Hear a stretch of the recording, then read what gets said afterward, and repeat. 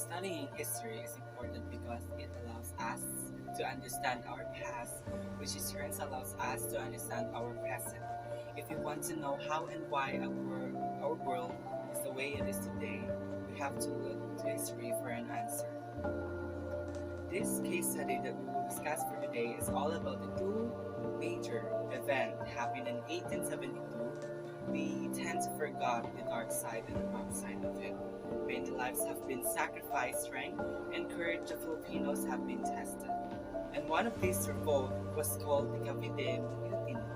But first, we need to know what is mutiny is. A mutiny is a rebellion against the authority, and it comes from the old verb, what they call mutine, which means to revolt. So the Cavite Mutiny is an uprising of a military personnel of Fort San Felipe, the Spanish arsenal in the Cavite, Philippines on January 20, 1872. Around the 200 soldiers and revolutionists rose up in the belief that it would be elevated to national uprising, which forged 1896 Philippine Revolution, and then the other was the martyrdom of the three martyr priests in the person of which they call them fathers. And this event is equally important as the Philippine independence. This is what inspired our national hero, Dr. Jose Rizal, to fight for the freedom of our country against the colonizer. The year 1872 is a historic year of two events, the Cavite Mutiny and the martyrdom of the three priests, Jose Burgos, Mariano Gomez, and Jacinto Zamora, later on immortalized as Gumburza.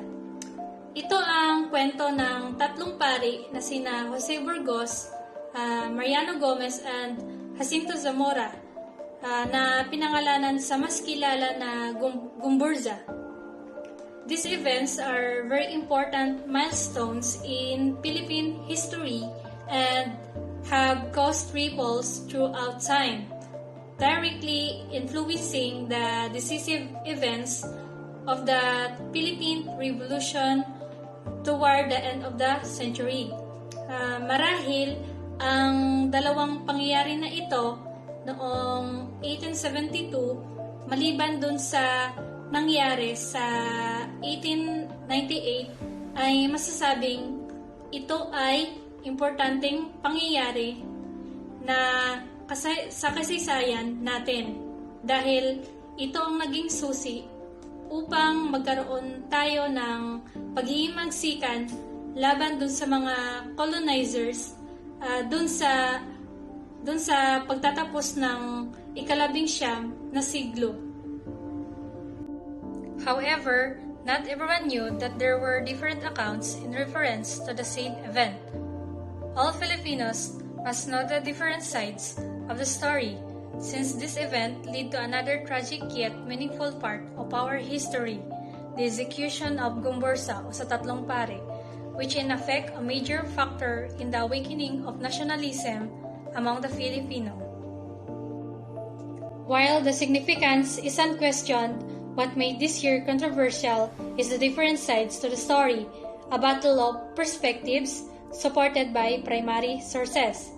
Wala naman tayong kwene-question sa kahalagahan ng mga pangyayaring ito, pero meron kasing kontrobersiya na kung ano ba talaga ang totoong nangyari sa Cavite Mutiny, dahil meron kasing paglalaban na tinatawag nating kuro-kuro, at ang kuro-kuro na iyon ay sinusuportahan din ng primary sources. In this case study, we zoom into the events of the Cavite Mutiny, a major factor in the awakening of nationalism among the Filipinos of that time.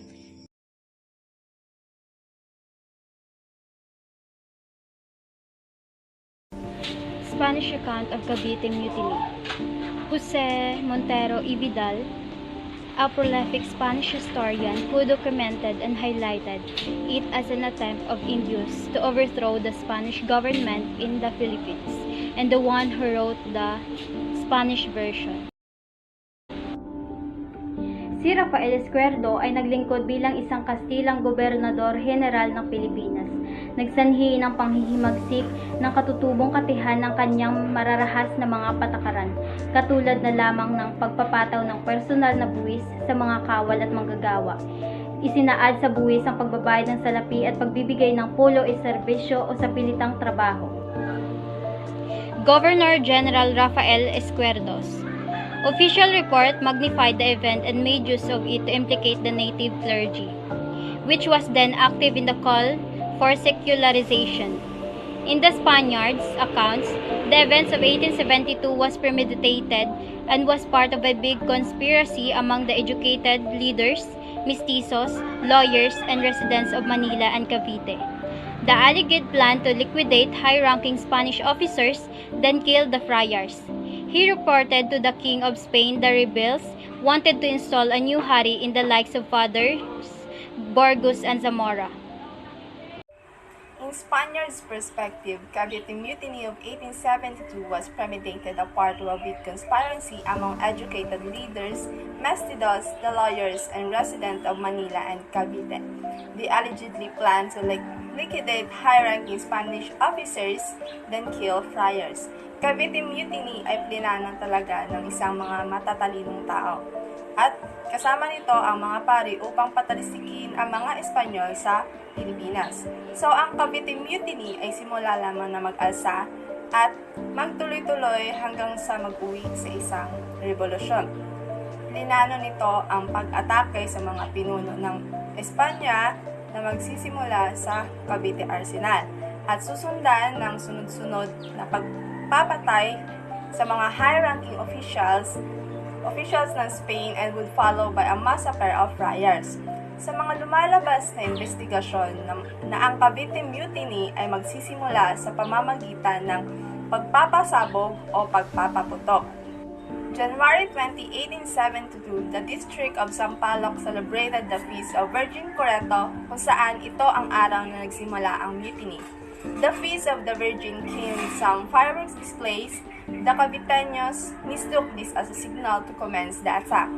200 men was led by the Sergeant Camadrid that attacked Spanish officers and seized the arsenal. Izquierdo ordered reinforcement of Spanish forces in Cavite to kill the revolt. The revolution was easily crushed. When the Manileños who were expected to aid the Caviteños did not arrive. In result, leaders and Filipinos were killed. Nang makita nila ang pagpapaputok na para sa Birhen ng Loreto, ay akala nila na iyon na ang hudyat para simulan ang pag-aalsa o labanan. Natalo ang mga Filipino soldiers na nandoon sa Cavite Arsenal dahil wala namang dumating na mga reinforcement dahil inaakala nilang nakitang signal ay hindi para sa kanila kundi para iyon sa selebrasyon ng kapistahan ng Birhen ng Loreto. Fathers Gomez, Burgos, and Zamora were tried by a court-martial and sentenced to be executed. Joaquin Pardo de Travera, Antonio Maria Rigidor, Jose Basa, Pio Basa, and other Filipino lawyers were suspended from the practice of law, arrested, and sentenced to life imprisonment at the Marianas Island. February 17, 1872, Gomborza were executed by Garut in public to serve as a threat to Filipinos never to attempt fight the Spaniards again.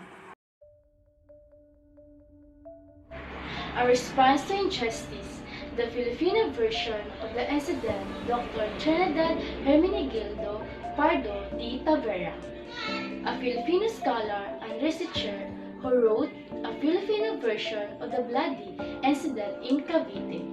According to this account, the incident was merely a mutiny by Filipino soldiers and laborers of the Cavite as signal to the dissatisfaction arising from the draconian policies of Izquierdo. such as the abolition of privilege and the prohibition of the founding of the School of Arts and Trades for Filipinos, and due to the removal of privilege enjoyed by the laborers of the Cavite, as certain as such as exemption from the tribute of forced labor which the general saw as a smokescreen to creating a political club. On 20 January 1872, about 200 men comprised of soldier laborers of the arsenal and resident of Cavite, headed by Sergeant Labrador, rose in arms and assassinated and commanding officer and Spanish officer inside. The insurgents were expecting support from the bulk of the army. Unfortunately, that didn't happen. The news about Mutiny reached authorities in Manila, and General Esguerdo immediately ordered the reinforcement of Spanish troops in Cavite. After 2 days, the mutiny was officially declared subdued. In the intention of installing reforms, the central government of Spain welcomed an educational decree authored by Sigismundo Moret promoted the fusion of sectarian schools run by the friars into a school called Philippines Institute. Itong dekree na ito ay iminungkahi para mapa-improve ang pamantayan sa edukasyon ng Pilipinas sa pamagitan ng pangangailangan ng mga posisyon sa pagtuturo sa mga eskwelahan para mapuno ng mga mapagkompetensyang pagsusuri. The friars, fearing that their influence in the Philippines would be a thing of the past, took advantage of the incident and presented it to the Spanish government as a vast conference organized throughout the archipelago with the object of destroying Spanish sovereignty. Ang mga praile ay natatakot na ang kanilang influensya sa Pilipinas ay mananatili na lamang sa nakaraang, kaya sinamantala nila ang insidente at presenta sa Spanish government bilang isang malawak na pagsasabuatan na inorganisa sa buong kapuluan na may layunin sa pagsira sa Spanish sovereignty.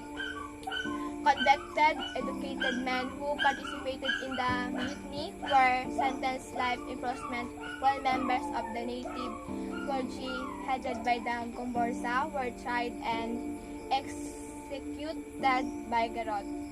This episode leads to the awakening of nationalism and eventually to the outbreak of Philippine Revolution of 1896. The French writer Edmond Rochut's account complemented Tavera's account by confirming that the event happened due to discontentment of arsenal workers and soldiers in Cavite port. Freshman, however, dwelt more on the execution of the three martyr pieces which he actually witnessed. Summary and conclusion of Cavite Mutiny. Mutiny is a rebellion against the authority. Comes from the old verb mutin, which means revolt o pag-aalsa. The 1872 Cavite Mutiny, an uprising of military personnel of Fort San Felipe, the Spanish arsenal in Cavite, Philippines on January 20, 1872, around 200 soldiers and laborers rose up in the belief that it would elevate to a national uprising. And the other was martyrdom of the three martyred priests, in the person of Fathers Mariano Gomez, Jose Burgos, and Jacinto Zamora, or the Gamborza. There are two versions of Cavite Mutiny, the Filipino version and Spanish version. In Filipino version, it's a simple mutiny by the native Filipino soldiers and laborers of the Cavite arsenal who turned out to be dissatisfied with the abolition of their privilege. To make the story short, sa pananaw ng Pilipino, pinaglupitan sila at inapi ng mga Kastila at naramdaman nila na inalisan sila ng kanilang pinaghirapan na karapatan kaya nauwi sa pag-aalsa. While in Spanish version, an attempt of the Indios to overthrow the Spanish government in the Philippines. The abolition of privilege enjoyed by the laborers of Cavite, arsenal of exemption from the tribute, was according to some the cause of insurrection. There were, however, other causes. In addition to our conclusion, The Gumbulsa is a collective name of the three martyred priests, Mariano Gomez, Jose Burgos, and Jacinto Zamora, who were tagged as the mastermind of Cavite Mutiny. They were prominent Filipino priests charged with treason and sedition. It is believed that the Spanish clergy connected the priests to the mutiny as a part of conspiracy to stifle the movement of secular priests who desired to have their own parishes instead of being a merely assistants to the regular friars. The Gumbulsa were executed by garrote in public, sentenced to die by strangulation, a scene purportedly witnessed by a young Jose Rizal. Their martyrdom is widely accepted as a dawn of the Philippine nationalism in the 19th century, with Rizal dedicating his second novel El Filibusterismo to their memory.